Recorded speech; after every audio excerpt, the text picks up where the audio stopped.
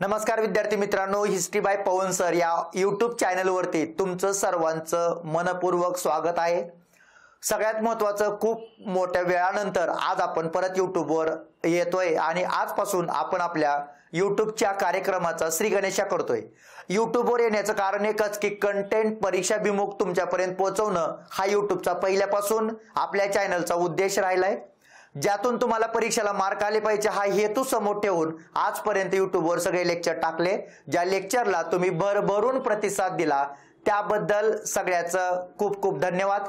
आणि आजपासून आपण पुढच्या काही काळासाठी म्हणजे सगळ्यात महत्त्वाचं पुढे 2-3 परीक्षा आहेत की सगळ्यात आपल्या अजेंड्यावरच्या त्या परीक्षा, ज्याच्यामध्ये राज्यसेवा पूर्व आहे, कंबाईन पूर्व आहे आणि गट क ची पूर्व आहे। त्यात कंबाईन मुख्य पण आहे, गट क ची मुख्य आहे।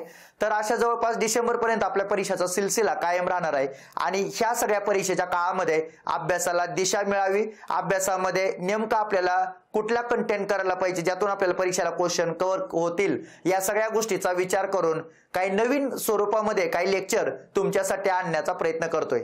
आजपर्यंत तुम्ही आपल्या MCQ प्रश्नाला खूप मोठी साथ दिली। पहिल्यापासून आपण सगळे क्वेश्चन आजपर्यंत यूट्यूबवर जे पण लेक्चर घेतले ते सगळे लेक्चर आपले प्रश्न आणि विश्लेषण याच्या स्वरूपात होते, ज्यातून तुम्हाला योग्य आणि अचूक कंटेंट तुमच्यापर्यंत पोहोचवायचा प्रयत्न झाला की ज्याला तुम्ही सपोर्ट पण चांगला केला। पण इथून पुढे नवीन स्वरूपाचे नवीन टॉपिकचे जे आयोगासाठी महत्त्वाचे आहेत असे टॉपिक ज्यांच्यावर प्रत्येक परीक्षेला क्वेश्चन असतात असे टॉपिक घेऊन येण्याचा इथून पुढे प्रयत्न राहील। त्यातलाच एक टॉपिक म्हणजे व्यक्ती आणि मत यांच्याबद्दल 2024 ला ज्या परीक्षा झाल्या त्या परीक्षेमध्ये असे प्रत्येक पेपरमध्ये 1 ते 2 क्वेश्चन असे राहिले की त्या व्यक्तीचं मत विचारलं गेलं परीक्षेला। आणि मग माझा मानस हाच आहे की आजपर्यंत आयोगाने जेवढे पण मत विचारले ते सगळे मत कव्हर करणं आणि इथून पुढच्या काळामध्ये ज्या मतांवर प्रश्न येऊ शकतो असे मतही तुमच्यासाठी घेऊन येणं, त्याच्या माध्यमातून हे लेक्चर आज बनवलंय। हा आपला भाग 1 असणार आहे। असे याचे पुढे भाग होतील, भाग 1, भाग 2, भाग 3 अशा आपण पाठ करतोय, लक्षात ठेवा। तर यातला पहिला पाठ आज आपण घेऊया। मग व्यक्तीचं नाव आणि तुम्हाला त्या व्यक्तीचं मत असं देण्याचा प्रयत्न केलाय, ज्याच्यावर पुढच्या काळामध्ये 100% परीक्षेला क्वेश्चन असू शकतो। ठीक आहे, हे लेक्चर झाल्यानंतर तुम्ही सगळ्या मित्रांना तुमच्या हे सगळे लेक्चर पाठवा जे की ग्रामीण भागामध्ये अभ्यास करतात, त्यांना पण त्याच्या माध्यमातून परीक्षाभिमुख माहिती त्यांच्यापर्यंत पोहोचवायचा प्रयत्न राहील। तुम्ही तुमच्या मित्रांना पण हे नक्की शेअर करा। ठीक आहे, तर जास्त वेळ न घेता आपण बघूया व्यक्ती आणि मत यांचा हा पहिला पाठ। मग या पहिल्या पाठ मध्ये पहिला व्यक्ती लक्षात ठेवा, जॉन स्ट्रॅची। तर जॉन स्ट्रॅचीने भारताबद्दल जे काही स्टेटमेंट केले होते तर त्याच्यावर प्रश्न येऊ शकतो। तो इंग्रज होता, लक्षात ठेवा। आणि सगळ्यात महत्त्वाचं, त्याने भारतासाठी केलेलं स्टेटमेंट, त्यातलं पहिलं स्टेटमेंट त्याचं होतं, सर्वप्रथम त्याने सांगितलं की भारतासंबंधी सर्वप्रथम आणि सर्वात आवश्यक जाणून घेण्यासारखी गोष्ट म्हणजे जर काय असेल तर ती गोष्ट म्हणजे भारत अस्तित्वात नाही आणि कधी नव्हता अशा अर्थाचं स्टेटमेंट जॉन स्ट्रॅची कडून आलेलं होतं, लक्षात ठेवा। त्यामुळे भारताबद्दल त्याने स्टेटमेंट केलं होतं की भारत अस्तित्वात नाही आणि कधी नव्हता, हे त्याचं स्टेटमेंट आहे। आणि सगळ्यात महत्त्वाचं, सर्वप्रथम त्याने ते वाक्य म्हणलेलं। ठीक आहे, त्यामुळे जॉन स्ट्रॅची बद्दलचं हे वाक्य आपल्याला परीक्षेला येऊ शकतं की ते स्टेटमेंट भारताबद्दल कोणी केलं, लक्षात ठेवा। त्यानंतर सगळ्यात महत्त्वाचं, बद्रुद्दीन तय्यबजी यांचं एक वाक्य होतं आणि जे वाक्य महत्त्वाचं आहे। मग आता बद्रुद्दीन तय्यबजी आपल्याला माहित आहेत, काँग्रेसच्या अधिवेशनामध्ये पहिले मुस्लिम व्यक्ती अध्यक्ष होण्याचा मान त्यांना भेटला। त्यानंतर 1887 मध्ये ते भारतीय राष्ट्रीय काँग्रेसच्या अधिवेशनाचे अध्यक्ष झाले, जे अधिवेशन झालं होतं मद्रासमध्ये। आणि मग बद्रुद्दीन तय्यबजीचं वाक्य होतं, बद्रुद्दीन तय्यबजी मवाळ गटामध्ये मोडतात, मवाळ गटाचे नेते होते। तर त्यांचं वाक्य होतं, असं होतं, राणीच्या कोट्यावधी प्रजाजनामध्ये भारतीय सुशिक्षिता एवढे दुसरे कोणते लोक राजभक्त नाहीत, लक्षात ठेवा। मग याचा अर्थ भारतातली सुशिक्षित राणीचे एवढे राजभक्त आहेत जेवढे इंग्रजांची ज्या ज्या भागात सत्ता आहे का तिथं असे राजभक्त कुठे भेटणार नाहीत। तर एवढे भारतीय लोक इंग्रजांचे राजशिष्टाचार, इंग्रजांची राजनिष्ठा याचं पालन करणार आहेत, एवढे लोक भारता एवढे दुसरीकडे कुठे भेटणार नाहीत असं वाक्य बद्रुद्दीन तय्यबजी यांचं होतं। आणि बद्रुद्दीन तय्यबजी भारतीय राष्ट्रीय काँग्रेसचे पहिले मुस्लिम अध्यक्ष होण्याचा त्यांना मान मिळाला। 1887 ला ते अध्यक्ष होते, लक्षात ठेवा।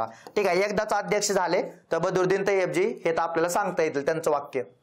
त्यानंतर आनंद मोहन बोस जे की आता परीक्षेला कंबाईनला प्रश्न होता. इंडियन असोसिएशन या संघटनेचे ते पहिले सचिव होते आणि आनंद मोहन बोस यांनी केम्ब्रिज विद्यापीठामध्ये शिकत असताना इंडियन सोसायटी नावाची संघटना सुद्धा स्थापन केली होती 1872 ला आणि तिथं भारतीय विद्यार्थ्यांमध्ये लोकांमध्ये राष्ट्रवादाची भावना ते तिथे जागृत करायचे. पण आनंद मोहन बोसचं एक वाक्य आहे, सुशिक्षित वर्ग इंग्लंडचा शत्रू नाही, उलट त्यांच्या समोर असलेल्या भव्य कार्यामध्ये त्याचा नैसर्गिक आणि आवश्यक असणारा कोण आहे, सहकारी आहे. लक्षात ठेवा.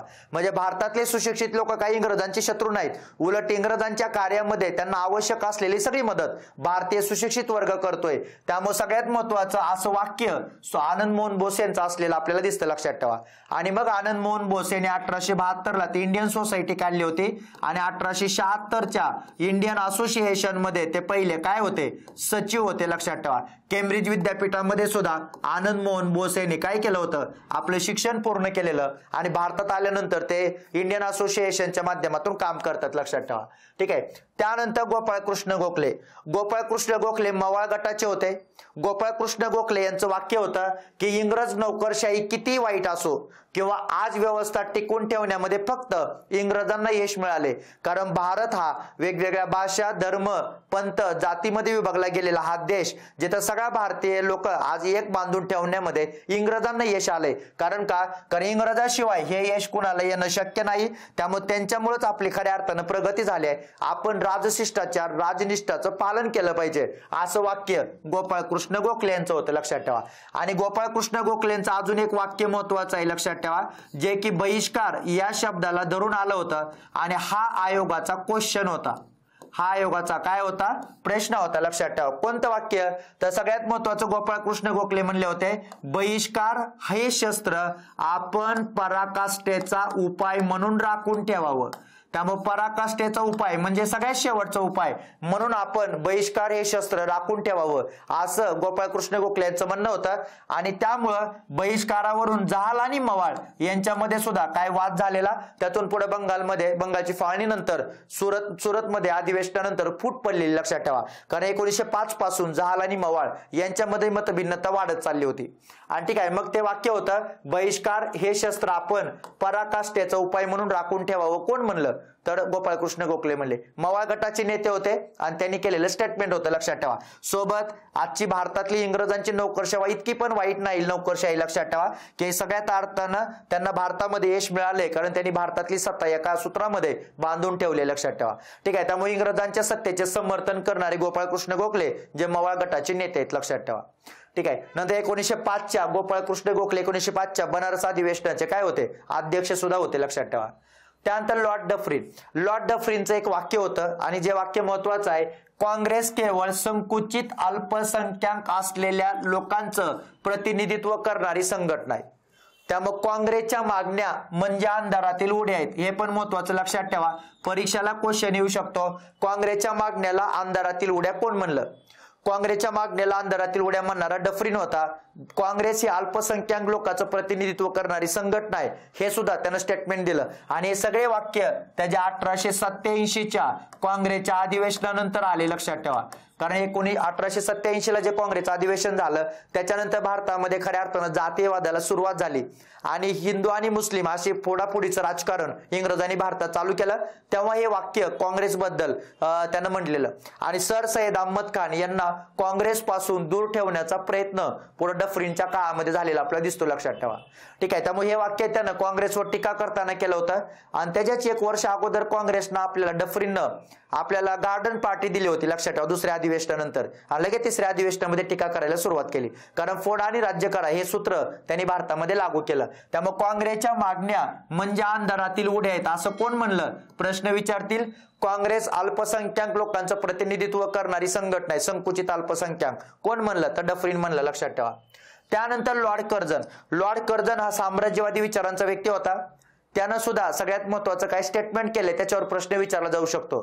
तर कर्जनचं सगळ्यात महत्वाचं एक वाक्य आहे, ते वाक्य आयोगाने विचारलं होतं की मी माझ्या काळामध्ये काँग्रेसचा पूर्ण नाश करल, असं त्याचं वाक्य आहे. काँग्रेस माझ्या काळामध्ये विनाशाकडे पडझड होत आहे काँग्रेसचे, असं त्यानं स्टेटमेंट दिले. लक्षात ठेवा. आणि मी जोपर्यंत भारतात राहील तोपर्यंत मी काँग्रेसचा नाश घडवून आणल, हे वाक्य कोणाचं होतं, तर हे वाक्य होतं लॉर्ड कर्जनचं. लक्षात ठेवा. पण तो निघून गेला, पण काँग्रेस राहिली. काँग्रेस तर आजपर्यंत पण आहे, लक्षात ठेवा. त्यामुळे काँग्रेस त्याचं म्हणणं होतं की मी नाश करेल, पण त्याला काही काँग्रेस नष्ट करता आली नव्हती. त्यानंतर भारतीयांच्या चळवळीला त्यांना हवेचे बुडबुडे म्हणलेलं. प्रश्न विचारतील, भारतीयांच्या चळवळीला हवेचे बुडबुडे म्हणणारा कोण होता? भारतीयांच्या चळवळीला हवेचे बुडबुडे म्हणणारा कर्जन होता, लक्षात ठेवा. ठीक आहे. त्यामुळे त्यानं कर्जन असं स्टेटमेंट दिलं. त्यानंतर पूर्वेच्या कितीतरी आधी पश्चिमेनं ज्ञान मिळवलंय आणि सगळ्यात महत्वाचं पूर्वेकडे लबाडी आणि राजकीय कपट आहे, यांना जास्त महत्व असं त्याचं वाक्य होतं. प्रश्न विचारतील, कुठला व्यक्ती होता जो असं म्हणला होता पूर्वेकडील लोकांच्याकडे लबाडी आणि राजकीय कपट आहे असं म्हणलेला तो? तर ते वाक्य कर्जनचं होतं, लक्षात ठेवा. एवढंच नाही तर कर्जनचं स्टेटमेंट होतं, जोपर्यंत मला भारतातला व्हाईसराय पदाचा कार्यकाळ पूर्ण झाल्यानंतर तुम्ही कलकत्ता महानगरपालिकेचं मला काय करा, महापौर करा. त्यानं महापौर होण्याची काय व्यक्त केली होती, लक्षात ठेवा, इच्छा व्यक्त केली होती. पण तो व्हाईसराय म्हणूनच कमी नव्हता, भाईला अजून महापौर करून कुठं बसवायचं होतं, लक्षात ठेवा. ठीक आहे. त्यामुळे कर्जनचा कार्यकाळ हा असंतोषाचा, त्याच्या व्यवस्थेबद्दल, त्याच्या कारभाराबद्दल लोकांच्या मनात प्रचंड राग होता. कारण धर्म आणि भाषा याच्या जोरावर त्याने बंगालची फाळणी केली होती. त्यामुळे सगळ्यात महत्वाचं, आपल्या लोकांनी पुढे त्याला विरोध म्हणून स्वदेशी चळवळ चालू केली. पण कर्जनचा कार्यकाळामध्ये असंतोष वाढत राहिला, कारण त्याने केलेली बंगालची फाळणी महत्वाची आहे. आणि मग त्या बंगालच्या फाळणीबद्दल पण एक वाक्य होतं, जे वाक्य रमसे मॅकडोनाल्ड यांनी म्हणलं, लक्षात ठेवा. मग रमसे मॅकडोनाल्डचं वाक्य कोणतं होतं की प्लासीच्या लढाईनंतर आपण भारतात केलेली सगळ्यात मोठी चूक म्हणजे बंगालची फाळणी, असं रमसे मॅकडोनाल्डनं वाक्य म्हणलेलं आहे. ठीक आहे. त्यामुळे प्लासीच्या लढाईनंतर जर भारतात आपण सगळ्यात मोठी चूक कोणती केली असेल तर ती बंगालची फाळणी असं वाक्य होतं. आणि ते वाक्य पुढे जाऊन ते इंग्लंडचे पंतप्रधान झाले, त्यांचं नाव होतं रमसे मॅकडोनाल्ड, लक्षात ठेवा. ठीक आहे. तर हे वाक्य आपल्याला कर्जनचे सांगता येईल. त्यानंतर लाला लजपत राय. आता लाला लजपत राय यांच्या बद्दलचे हे मत तुम्ही लक्षात ठेवा. लाला लजपत राय यांच्या या मतावर आयोगानं प्रश्न विचारलेला आहे. आणि कंबाईनच्या मेन्सला लाला लजपत राय आणि टिळकांचे काँग्रेस बद्दलचे विचार होते का, तिथं प्रश्न आलेला आहे, लक्षात ठेवा. आता बघा, लाला लजपत राय यांचं वाक्य, लाला लजपत राय यांनी मवाळ धोरणाला संधी साधू चळवळ असं म्हणलं. आता परीक्षेला आरोप केला होता, म्हणजे परीक्षेला एक क्वेश्चन आला होता, संधी साधू गट खालीलपैकी कुठल्या गटाला म्हणलं जातं? तर संधी साधू हे गट मवाळ गटाला म्हणलं जातं, लक्षात ठेवा. कारण संधी साधू चळवळ असं लाला लजपत राय यांनी काँग्रेसच्या धोरणाला म्हणलेलं आहे. काँग्रेसच्या अधिवेशनाचं वर्णन, सुशिक्षित भारतीयांचा वार्षिक राष्ट्रीय मेळावा, असं करणारे कोण होते? तर ते लाला लजपत राय होते. लाला लजपत राय जहाल गटाचे नेते होते. काँग्रेस सोबत त्यांचे मतभेद होते, लोकांसोबत, मवाळ लोकांसोबत मतभेद झालेले. आणि मग सगळ्यात महत्वाचं, सुशिक्षित भारतीयांचा वार्षिक राष्ट्रीय मेळावा असं काँग्रेस बद्दल वाक्य कोणाचं होतं? लाला लजपत राय यांचं होतं. त्यानंतर आम्ही राजमहलाकडून गरिबांच्या झोपड्यांकडे वळलो आहे. बहिष्कार चळवळीमध्ये मानसिक, नैतिक, आत्मिक महत्व आहे बहिष्कार चळवळीमध्ये, तर असं वाक्य सुद्धा लाला लजपत राय यांनी म्हणलेलं होतं, लक्षात ठेवा. त्यानंतर काँग्रेसच्या स्थापनेचा विचार डफरींच्या मेंदूतून उत्पन्न झाला, हा विचार सुद्धा लाला लजपत राय यांनी मांडला होता, लक्षात ठेवा. प्रश्न विचारतील, काँग्रेसचा विचार डफरींच्या मेंदूतून आला, कोणाचं वाक्य आहे? तर लाला लजपत राय यांचं वाक्य आहे. त्यानंतर ह्यूम स्वतंत्रता के पुजारी थे और उनका हृदय भारत के दुर्दशा पर रोता था, असं सुद्धा वाक्य ॲलन ह्यूम बद्दल ज्यांनी उच्चारले ते व्यक्ती लाला लजपत राय, लक्षात ठेवा. ह्यूम बद्दलचं वाक्य आहे त्यांचं. ठीक आहे. त्यानंतर भिक्षेत का इतर कोणत्याही गोष्टीचा तिरस्कार इंग्रज करत नाहीत, तर मला वाटतं भीक मागणाऱ्यांचा तिरस्कारच करावायस हवा. आम्ही भिक्षेकरी नाही, आपण इंग्रजांना दाखवून दिलं पाहिजे. ठीक आहे. त्यामुळे सगळ्यात महत्वाचं, मवाळांवर अशी टीका सुद्धा केली होती, लक्षात ठेवा. ठीक आहे. त्यामुळे संधी साधू चळवळ, राजकीय भिकारी वगैरे असे शब्द मवाळांसाठी वापरलेले सुद्धा आपल्याला दिसतील, लक्षात ठेवा. पण त्यांनी हे स्टेटमेंट लाला लजपत राय यांनी दिलेलं. त्यानंतर सगळ्यात महत्वाचे, एक मिनिट, आपल्या ऑनलाईनच्या ऍडमिशन साठीची जाहिरात, लक्षात ठेवा. ज्या मुलांना इतिहास विषय अवघड वाटतो त्यांच्यासाठी सगळ्यात महत्वाचं आपलं हिस्ट्री बाय पवन सर हे युट्यूबच्या आपलं ऍप्लिकेशन तुमच्या मोबाईलमध्ये प्ले स्टोर वरून डाउनलोड करून ठेवा. तर प्ले स्टोर वर असलेल्या आपल्या ऍप्लिकेशन मध्ये सगळ्यात महत्वाचं राज्यसेवा पूर्व आणि मुख्य, संयुक्त पूर्व आणि मुख्य, डिपार्टमेंटल PSI, NCERTच्या batches, one day batches, test series, लक्षात ठेवा. या सगळ्या बॅचेस तुम्हाला आपल्या ऍपवर एकदम कमी पैशामध्ये उपलब्ध आहेत. त्याच्यामध्ये अधूनमधून ऑफर असते, त्या ऑफरचा पण तुम्ही फायदा घेऊ शकता. आणि त्या ऍपवर जर तुम्ही सगळे बॅचेस व्यवस्थित केल्या तर इतिहास विषयाचं टेन्शन राहणार नाही. आणि इतिहास तुम्हाला परीक्षेभिमुख नेमका कसा अभ्यास करायला पाहिजे याची नक्की तुम्हाला माहिती भेटेल. सोबत तुम्हाला तुम्हाला परीक्षाभिमुख माहिती मिळवायची आहे. आता नोट्स मध्ये तर माहिती दिलेलीच आहे, पण जे काही नवीन वाचत असताना अपडेट काय आलं असेल किंवा जर काही माहिती असेल तर आपण आपल्या टेलिग्रामला टाकतोय. तर आपलं टेलिग्राम चॅनल तुम्ही तिथं सबस्क्राईब करून ठेवा. हिस्ट्री 188 हे टेलिग्राम चॅनल आहे, पण टाकताना सर्च करताना @history 188 असं टाका, म्हणजे तुम्हाला आपला टेलिग्राम चॅनल सापडेल, लक्षात ठेवा. ठीक आहे. त्यामुळे @history 188 वरती अपडेट माहिती आहे जी की तुम्हाला परीक्षेला मदत होईल. सोबत मग सोशल मीडिया अकाउंट जसं की आपलं युट्यूब आहे, इंस्टाग्राम आहे, ते पण तुम्ही सबस्क्राईब करून तुम्हाला वाटलं ठेवायचं तर ठेवा. आता युट्यूबवर तुम्ही आलात, पण बाकीच्या पण ठिकाणी तुम्हाला ती माहिती भेटेल, लक्षात ठेवा. आणि ऍप्लिकेशन मध्ये मग आपलं history by Pavan sir application play स्टोअरला आहे, त्याच्यामध्ये तुम्हाला वेगवेगळ्या बॅचेस मिळतील, लक्षात ठेवा. ठीक आहे. त्यानंतर सगळ्यात महत्वाचं पुढे टिळकांचे मतं. आता टिळकांचे मतं सुद्धा आयोगानं परीक्षेला विचारलेले आहेत. कंबाईन मुख्य परीक्षेला टिळकांच्या विचारांवर प्रश्न आलेला आहे. टिळकांनी काँग्रेसवर ज्या टीका केल्या होत्या त्या टीका आयोगाने विचारलेल्या आहेत. मग कोणकोणते वाक्य होते टिळकांचे? तर सगळ्यात महत्वाचं, वर्षातून आम्ही बेडकासारखं एकदा ओरडलो तर आमच्या हाती काही लागणार नाही, असं ते काँग्रेसच्या अधिवेशनाला म्हणले होते. ठीक आहे. त्यामुळे वर्षातून एक वेळ आम्ही जर बेडकासारखं ओरडलो तर आम्हाला आमच्या हाती काही लागणार नाही, असं वाक्य लोकमान्य टिळकांनी काँग्रेसच्या अधिवेशनाबद्दल म्हणलं होतं. नंतर टिळकांचं म्हणणं होतं, काँग्रेसचा मेळावा किंवा काँग्रेसचं अधिवेशन म्हणजे सगळ्यात महत्वाचं, किंवा काँग्रेस म्हणजे खुशामतखोरांचा मेळावा, असं काँग्रेसला शब्द त्यांनी वापरला होता. आणि हा आयोगाचा क्वेश्चन आहे, लक्षात ठेवा. काँग्रेसला खुशामतखोर म्हणजे टिंगल चेष्टा करणारी लोक. ठीक आहे. तर असं त्या मेळावा त्या काँग्रेसला त्यांनी शब्द उच्चारला होता.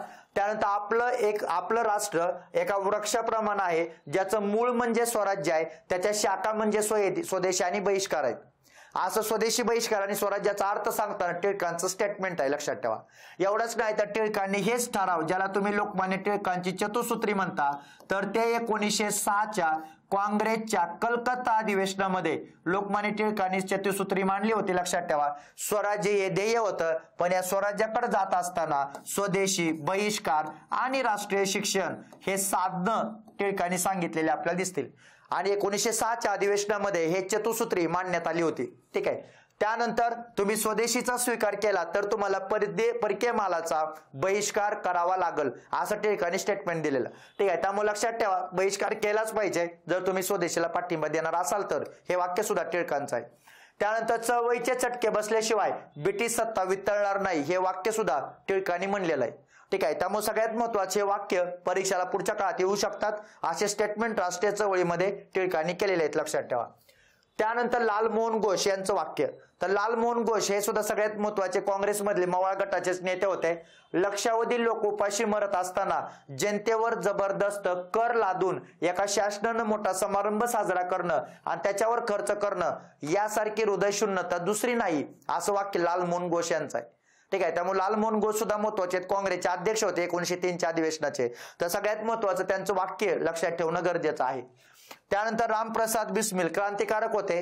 काकोरी कटाचा प्लॅन रामप्रसाद बिस्मिल यांनी तयार केला होता आणि त्या काकोरी कटामधून सगळ्यात महत्वाचं 8,000 रुपयाचा खजिना सरकारी आपल्या लोकांनी लुटलेला. तर रामप्रसाद बिस्मिल यांचं म्हणणं होतं, इंग्रज साम्राज्याचा नाश व्हावा ही माझी इच्छा आहे.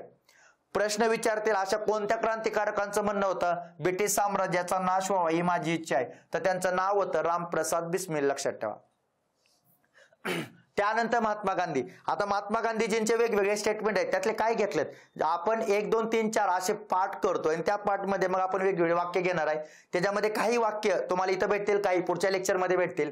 तर सगळ्यात महत्वाचं, आमचं मस्तक भगतसिंगाच्या देशभक्ती, साहस, जनतेविषयी प्रेम आणि बलिदानासमोर झुकून जातं किंवा नतमस्तक होतं, हे वाक्य 1931च्या कराच्या अधिवेशनामध्ये लोकमान्य टिळकांनी म्हणलं होतं. आणि तिथून पुढे मग ते दुसऱ्या राऊंड टेबलला गेले होते, लक्षात ठेवा. आणि त्याच्याच अगोदर सगळ्यात महत्वाचं 23 मार्च 1931ला भगतसिंग आणि त्यांच्या सहकाऱ्यांना फाशीची शिक्षा झाली होती आणि 29 मार्च 1931ला काँग्रेसचं कराचे अधिवेशन झालं होतं. आणि तेव्हा लोकमान्य टिळकांनी स्टेटमेंट दिलेलं की भगतसिंग आणि त्यांचे सहकारी यांच्या देशभक्ती, राष्ट्रप्रेम, यांचं साहस, यांचं बलिदान यांच्या समोर आमचं मस्तक नतमस्तक होतं. आणि हा आयोगाचा क्वेश्चन आहे, लक्षात ठेवा. आयोगानं प्रश्नाच्या स्वरूपात प्रश्न विचारलेला. त्यानंतर गांधीजींना लोक सरकारचे भरती अधिकारी म्हणायचे. प्रश्न विचारतील, कुठल्या राष्ट्रीय नेत्याला इंग्रज किंवा भारतीय लोक सरकारचे भरती अधिकारी म्हणायचे. महात्मा गांधी 1915ला भारतात आले. नुकताच पहिल्या महायुद्धाला सुरुवात झाली होती. पहिलं महायुद्ध सुरू होतं आणि हे पहिलं महायुद्ध सुरू असताना महात्मा गांधी तरुणांना सांगायचे आपण इंग्रजांच्या सैन्यामध्ये भरती व्हावं. आणि जेव्हा महात्मा गांधी सांगायचे की आपण तरुणांनी इंग्रजांना मदत करायला पाहिजे कारण त्यांच्या सैन्यामध्ये आपण भरती व्हावं, तेव्हा लोक महात्मा गांधी नुकतेच आलते 9 जानेवारी 1915ला भारतात आणि असं सगळ्यांना सांगत होते. तेव्हा महात्मा गांधीचं वर्णन लोक भारतीय सरकारचे भरती अधिकारी म्हणून करायचे. लक्षात ठेवा, कुठल्या राष्ट्रीय नेत्याचं वर्णन असं केलं जातं असं परीक्षेला विचारतील तर महात्मा गांधी. त्यानंतर इंग्रजांनो चालते वा भारताला ईश्वराच्या हाती सोपवून द्या. भारताचं जे खोटं चित्र दिसत आहे त्याच्या जागी सर्वात चांगला भारत तयार होईल असं इंग्रजांना छोडो भारत चळवळी दरम्यान सांगणारे व्यक्ती महात्मा गांधी होते. आमचं काही हो, तुम्ही आमचा अजिबात विचार करू नका, माझी अहिंसा भारताला वाचवल आणि तुमचं जे आजचं खोटं चित्र आहे का त्यापेक्षा भारत चांगला तयार होईल असं वाक्य महात्मा गांधींनी 1942ला म्हणलेलं होतं. आणि ते वाक्य मग आपल्याला इथं दिसतं. तेव्हाच 1942ला करा किंवा मरा भारतीयांना सल्ला दिला आणि इंग्रजांसाठी छोडो भारत चले जाओ हा शब्द वापरला. ते वाक्य त्या दरम्यानचे आपल्याला सांगता येतील. लक्षात ठेवा. त्यानंतर सिली नावाचा एक इंग्रज अधिकारी होता. त्याचं एक वाक्य होतं. लक्षात ठेवा की भारताचा उल्लेख राष्ट्रीय ऐक्याची भावना नसलेला भौगोलिक प्रदेश असं त्यानं वाक्य म्हणलेलं होतं. ठीक आहे. त्यामुळे स्ट्रॅची असेल नाही तर सिली असेल हे लोक पाश्चिमात्य आहेत तर ह्यांचे वाक्य सुद्धा महत्वाचे आहे जे परीक्षेला विचारतील. राष्ट्रीय ऐक्याची भावना नसलेला प्रदेश म्हणजे भारत असं वर्णन त्या सिलीनं केलं होतं. लक्षात ठेवा. त्यानंतर लॉर्ड मॅकडोनाल्डचं वाक्य सांगितलं तुम्हाला. प्लासीच्या लढाईनंतर भारतात केलेली जर सगळ्यात मोठी चूक कोणती असेल तर ती बंगालची फाळणी असं वाक्य पुढे जाऊन इंग्लंडचे पंतप्रधान राहिलेल्या व्यक्तीचं होतं. त्या व्यक्तीचं नाव होतं रमसे मॅकडोनाल्ड. रमसे मॅकडोनाल्ड हे 1930 मध्ये इंग्लंडचे पंतप्रधान पण झाले होते आणि तेव्हा त्यांनी स्वदेश त्या मिठाच्या सत्याग्रहाबद्दलचं एक वाक्य म्हणलेलं ते वाक्य सुद्धा परीक्षेला क्वेश्चन आलं. लक्षात ठेवा. तर रमसे मॅकडोनाल्ड यांचं वाक्य होतं. कोणतं वाक्य होतं तर ते वाक्य होतं. लक्षात ठेवा, मिठावर कर लावणं म्हणजे शुद्ध जुलूम जबरदस्ती आहे. काय वाक्य होतं? मिठांवर कर लावणं. आपल्याला वाटतं हे वाक्य महात्मा गांधीचं आहे पण नाही, हे वाक्य रमसे मॅकडोनाल्डचं आहे. मिठावर कर लावणं म्हणजे शुद्ध जुलूम आणि जबरदस्ती आहे असं वाक्य त्यांनी स्वतः म्हणलं होतं आणि हे वाक्य आयोगाचं क्वेश्चन होतं. लक्षात ठेवा. तर मिठावर कर लावणं म्हणजे शुद्ध जुलूम जबरदस्ती हे वाक्य सविनय कायदेभंगाच्या चळवळी दरम्यान रमसे मॅकडोनाल्ड जे इंग्लंडचे पंतप्रधान राहिले त्यांच्याकडून आलेलं आपल्याला दिसतं. लक्षात ठेवा. पण असं जेव्हा वाक्य येतं का त्या ऑप्शन मध्ये महात्मा गांधी ऑप्शन असताना आपले मुलं महात्मा गांधी लिहितात. कारण का आपल्याला वाटतं सविनय कायदेभंगाची चळवळ मीठ सत्याग्रह वगैरे त्यांनी केला होता तर त्यांचं वाक्य असेल पण पर्यायीमध्ये हे वाक्य असू शकतं. ठीक आहे. लक्षात ठेवा. तर रमसे मॅकडोनाल्ड यांचं वाक्य महत्वाचं आहे. त्यानंतर काँग्रेस एक सेफ्टी वॉल्व असं कुणी ऍक्सेप्ट केलं होतं या गोष्टीला तर असे ऍक्सेप्ट करणारे सगळे लोक म्हणजे लाला लजपत राय होते, CF अँड्रूज होते. CF अँड्रूज यांना दीनबंधू म्हणून ओळखलं जातं. लक्षात ठेवा. आता बघा दीनबंधू कोणाला म्हणतात? CF Andrews. आणि देशबंधू कोणाला म्हणतात? CR दास. CR दास यांना देशबंधू म्हणतात आणि CF अँड्रूज यांना दीनबंधू म्हणतात. रजनी पामदत्त, गिरिजा मुखर्जी या लोकांनी काँग्रेस एक सुरक्षा झडप आहे ह्या गोष्टी मान्य केल्या होत्या किंवा या स्वीकारल्या होत्या. लक्षात ठेवा. ठीक आहे. पण काँग्रेस एक सुरक्षा झडप किंवा सेफ्टी वॉल किंवा काँग्रेसची स्थापना म्हणजे एक दंतकथा असं म्हणून त्याला नाकारणारे कोण होते तर बिपिन चंद्र होते. लक्षात ठेवा. हा आयोगानं प्रश्न विचारला होता. काँग्रेस म्हणजे काँग्रेसची स्थापना म्हणजे एक दंतकथा आहे असं म्हणून नाकारणारे त्याला कोण होते तर बिपिन चंद्र होते. पण काँग्रेस एक सुरक्षा झडप आहे म्हणून स्वीकारणारे हे सगळे लोक आपल्याला दिसतील. लक्षात ठेवा. ठीक आहे. आणि सगळ्यात महत्वाचं ॲलन ह्यूमला काँग्रेसचा वापर एक सुरक्षा झडप म्हणून करायचा होता कारण सगळ्यात महत्वाचं त्याला भारतातली ब्रिटिश सत्ता काय करायची होती? वाचवायची होती. ठीक आहे. पण काँग्रेसचा वापर एखाद्या विरोधी पक्षासारखा असावा असं कोणाचं मत होतं तर विरोधी पक्षासारखं काँग्रेसनं काम करावं असं वाटायचं भारतातल्या व्हाईसरायला. तेव्हा व्हाईसराय कोण होता? डफरीन होता. ठीक आहे. पण भारतीय लोकांना काँग्रेसचा वापर कशासारखा करायचा होता तर भारतीय लोकांना काँग्रेसचा वापर लाइटनिंग कंडक्टर सारखा करायचा होता. याचा अर्थ विद्युत धारा वाहून नेण्यासाठी काय असतो? विद्युत वाहक असतो. लक्षात ठेवा. त्यामुळे या विद्युत वाहकासारखा वापर भारतीय लोकांना कुणाचा करायचा होता? काँग्रेसचा करायचा होता. त्यामुळे विद्युत वाहकासारखा काँग्रेसचा वापर करणे भारतीय लोकांचं म्हणणं होतं. विरोधी पक्षासारखं काँग्रेस असावं असं डफरीनला वाटायचं आणि एक सुरक्षा झडप म्हणून काँग्रेस असावं असं ॲलन ह्यूमला वाटायचं. करायचं, हे 3 काँग्रेसबद्दलचे विचार आणि मग सेफ्टी वॉल्व म्हणून त्याला स्वीकारणारे कोण लोक होते त्यांच्यावर सुद्धा परीक्षेला क्वेश्चन बनू शकतो. तर सगळ्यात महत्त्वाचे हे सगळे लोक महत्त्वाचे आहेत ज्यांच्यावर परीक्षेला काँग्रेसच्या स्थापनेबद्दल विचार करताना प्रश्न येऊ शकतो, लक्षात ठेवा. ठीक आहे. त्यानंतर सगळ्यात महत्त्वाचा अरविंद घोष. अरविंद घोष यांच्यावर सुद्धा आयोगाने प्रश्न विचारलेला आणि तो आयोगाचा क्वेश्चन आहे, लक्षात ठेवा. तर राजकीय स्वातंत्र्य हा राष्ट्राचा जीवनश्वास आहे असं कोण म्हणलं तर अरविंद घोष यांचं वाक्य होतं स्वदेशी चळवळी दरम्यान. स्वदेशी चळवळ जेव्हा चालू होती तेव्हा राजकीय स्वातंत्र्याचा त्यांनी विचार केलेला आणि 1906 ला स्वराज्य या शब्दाचा जेव्हा आपण पहिल्यांदा उल्लेख केला का तेव्हा पूर्ण स्वराज्य टाईप त्याचा अर्थ घेतला होता अरविंद घोषांनी. पण स्वयंशासन म्हणणारे टिळक होते, पण अरविंद घोषाचं म्हणणं होतं की स्वराज्य हे इंग्रजांच्या गुलामगिरीतून पूर्ण मुक्तता असली पाहिजे आणि राजकीय स्वातंत्र्य हा राष्ट्राचा जीवनश्वास आहे असं त्यांचं वाक्य होतं. ते वाक्य महत्वाचं आहे. किंवा जोसेफ मॅजिनीचंच इथे एक वाक्य लक्षात ठेवा. तर जोसेफ मॅजिनीचं वाक्य आयोगानं प्रश्नाच्या स्वरूपात विचारलं होतं आणि जोसेफ मॅजिनीचं वाक्य होतं कोणतं, जो स्वदेशासाठी मरतो किंवा जो स्वदेशीसाठी मरतो लक्षात ठेवा तो चिरंजीव होतो, हे वाक्य त्यांचं आहे. ठीक आहे. जो स्वदेशासाठी मरतो तो चिरंजीव होतो, हे वाक्य इटलीचे क्रांतिकारक जोसेफ मॅजिनी यांचं होतं आणि राजकीय स्वातंत्र्य हा राष्ट्राचा जीवनश्वास आहे असं वाक्य होतं कोणाचं तर अरविंद घोष यांचं, लक्षात ठेवा. त्यानंतर सर सय्यद अहमद खान. तर सर सय्यद अहमद खान यांचं फेमस वाक्य ज्यांच्यावर खूप वेळा आजपर्यंत क्वेश्चन विचारला गेला, भारत एक सुंदर वधू आहे आणि त्या सुंदर वधूला सुंदर 2 डोळे आहेत, एक हिंदू आणि एक मुस्लिम, लक्षात ठेवा. असं राष्ट्रवादी भावनेतून वाक्य भारताबद्दल करणारे व्यक्ती सर सय्यद अहमद खान होते. पण इंग्रजांच्या जवळ जाण्यानं त्यांचे मत बदलले आणि पुढच्या काळामध्ये त्यांनी वेगळे मत सुद्धा मांडले. भारत एक राष्ट्र कधी असू शकत नाही, हिंदू आणि मुस्लिम वेगळ्या राष्ट्राचे पाईक आहेत असंही वाक्य सर सय्यद अहमद खानचंच पुढे आहे, लक्षात ठेवा. पण भारत एक सुंदर वधू आहे आणि त्या सुंदर वधूला सुंदर 2 डोळे आहेत, एक हिंदू आणि एक मुस्लिम, असं राष्ट्रवादी भावनेतून विचार मांडणारे व्यक्ती कोण होते, सर सय्यद अहमद खान होते, लक्षात ठेवा. आता तसंच वाक्य जिनांचं सुद्धा आलेलं की जे आता गट कला प्रश्न होता. तर जिनांचं म्हणणं काय होतं, मी कालही राष्ट्रवादी होतो, मी आजही राष्ट्रवादी आहे आणि मी उद्याही राष्ट्रवादी असेन, असं वाक्य कुणी म्हणलं होतं, जिनांनी म्हणलं होतं, लक्षात ठेवा.